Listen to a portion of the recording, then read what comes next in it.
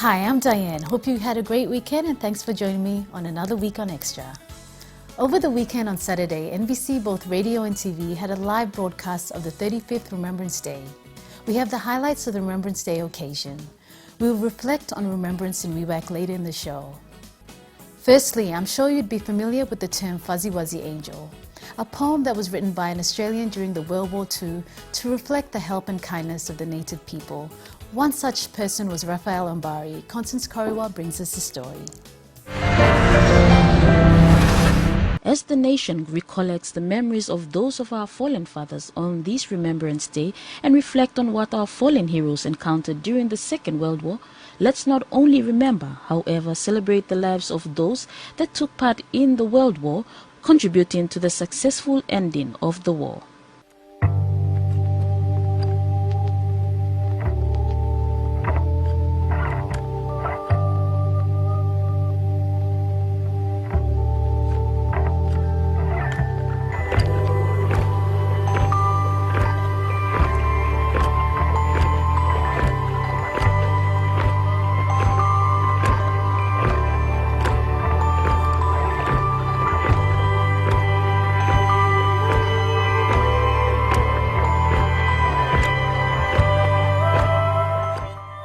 And the Fuzzy Wuzzy Angels are a lot that Papua New Guineans must be grateful for during the war, as they willingly provided assistance to the Australian war efforts as volunteers against the Japanese. Through this, built a bond that has lingered for years. One that reflects PNG's friendship and is an icon, symbolizing Remembrance Day, is the well-known Fuzzy Wuzzy Angels Raphael Oembari escorting digger George Whittington in a photograph taken by George Silk on Christmas Day in 1942. Raphael Oembari was a member of the Papuan Koyari tribe, and he was awarded the Order of the British Empire for his wartime assistance to the Australian soldiers. Renowned in both PNG and Australia, Oembari is considered one of Papua's greatest citizens.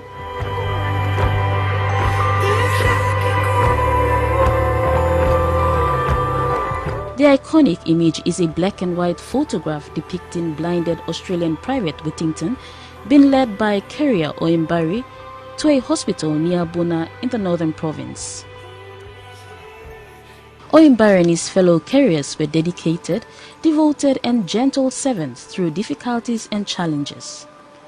Today, the 23rd of July 2016, still stands the image in a form of a statue on Remembrance Day, displaying bravery, faithfulness, endurance, compassion, and cheerfulness in the face of hardship.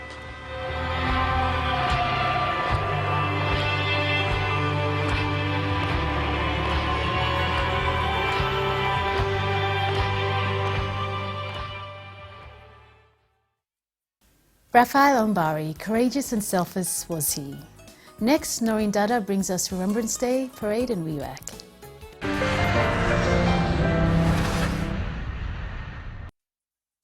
National Remembrance Day commemorates the first engagement of the combined Australian and PNG forces against the invading Japanese during World War II. They shall not grow old, as we that are left grow old. Age shall not weary them, nor the years condemn. At the going down of the sun, and in the morning, we will remember them, lest we forget. July 23, 1942 will go down as the bloodiest campaign of World War II, where Japanese troops landed on the northern coast of New Guinea and unexpectedly began to march over the Owen Stanley Ranges with the intent of capturing Port Moresby.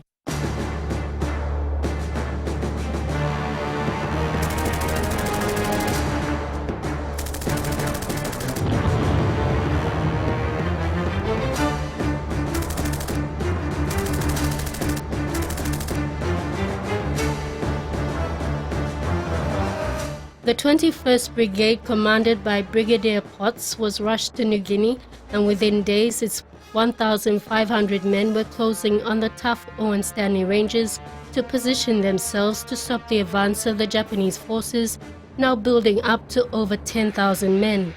The brigade also engaged the not-so-well-trained militia-type 39th Battalion at Isurava on the foothills on the far side of the range.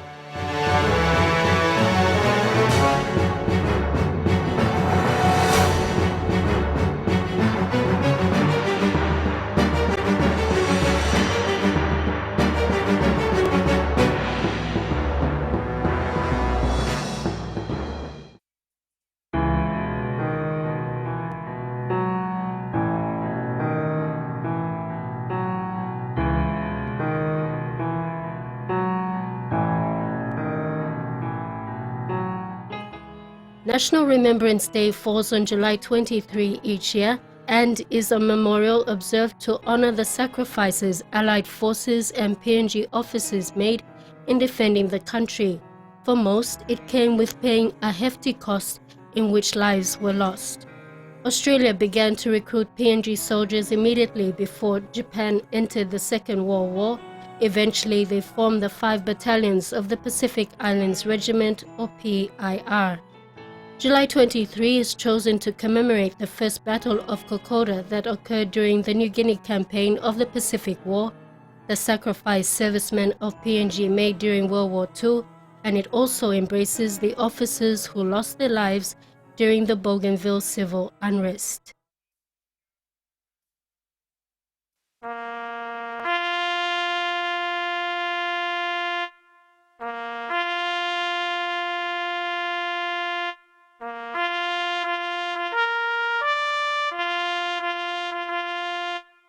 The last post call will probably be the most lonely, emotional sound one will ever hear over the neat rows of cement headstones, traces of those who lost their lives during World War II.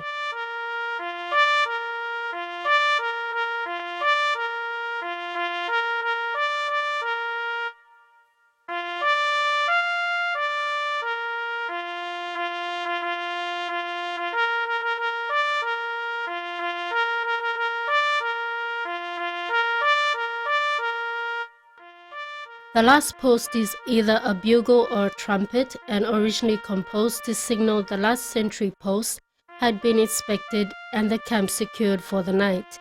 Apart from its usual use, the last post was also used to call the last day of battle. It signaled those who were still out, wounded and separated from the main camp to follow the sound of the call to rest and safety.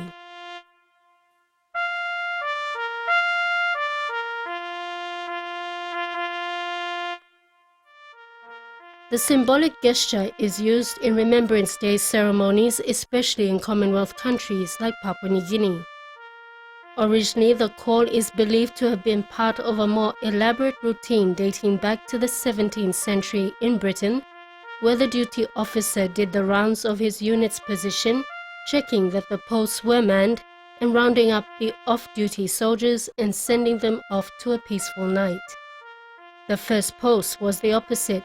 It heralded the start of the duty officer's rounds. As he went from post to post, a drum was played. The last post was eventually incorporated into funeral and memorial services as a final farewell and symbolizes the duty of the dead is over and that they can finally rest in peace.